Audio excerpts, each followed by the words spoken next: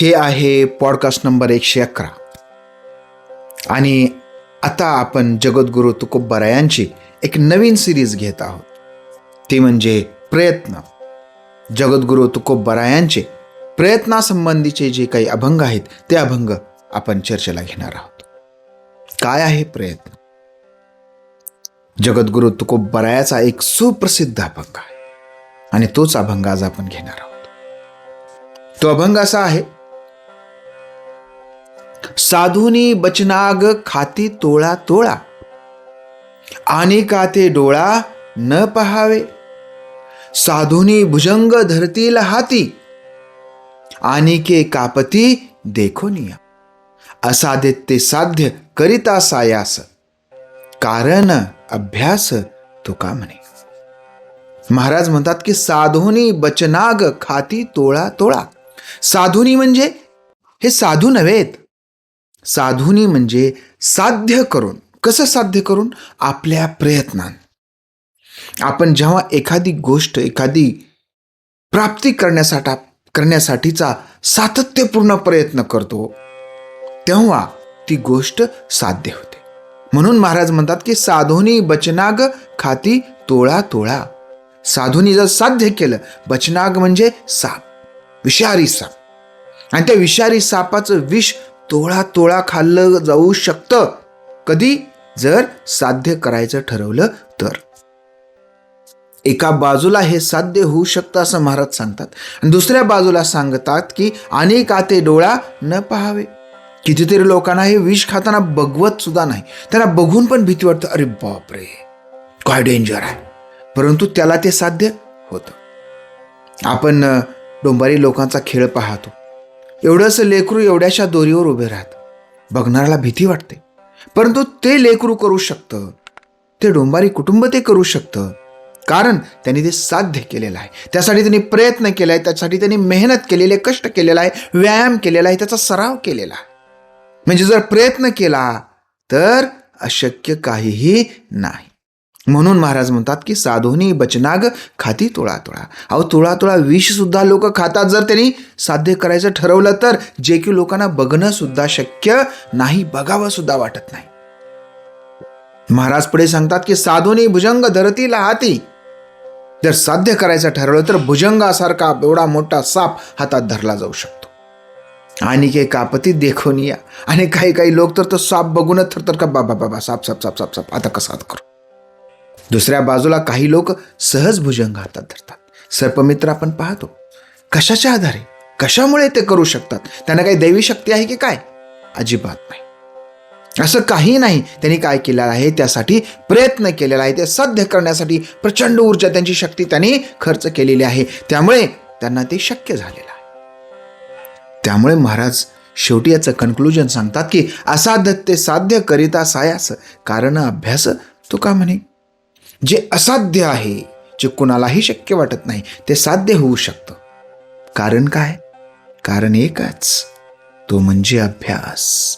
कुणाची कृपा नाही, कुठली जादू टोना नाही, कुणाचा आशीर्वाद नाही, तर तुमचा प्रयत्न, तुमचा अभ्यास. आणि म्हणूनच प्रयत्नाची सिरीज महाराजांची सर्वात महत्वाची आहे. जे काही असाध्य आहे ते साध्य. सापाचं विष तोळा तोळा खाणं साध्य आहे का? सहज शक्य आहे का? नाही. भुजंग हातात धरणं सहज शक्य आहे का? नाही. कारण हे असाध्य आहे, परंतु ते साध्य होऊ शकतं. कोण करू शकतो? जो प्रयत्न करू शकतो. म्हणून महाराज म्हणतात की साधुनी बचनाग खाती तोळा तोळा. साधुनी भुजंग धरतील हाती, आणि दुसऱ्यांना ते पाहावं सुद्धा वाटणार नाही. अगदी जगद्गुरू तुकोबा यांप्रमाणेच एक इंग्रजी कविता, जी की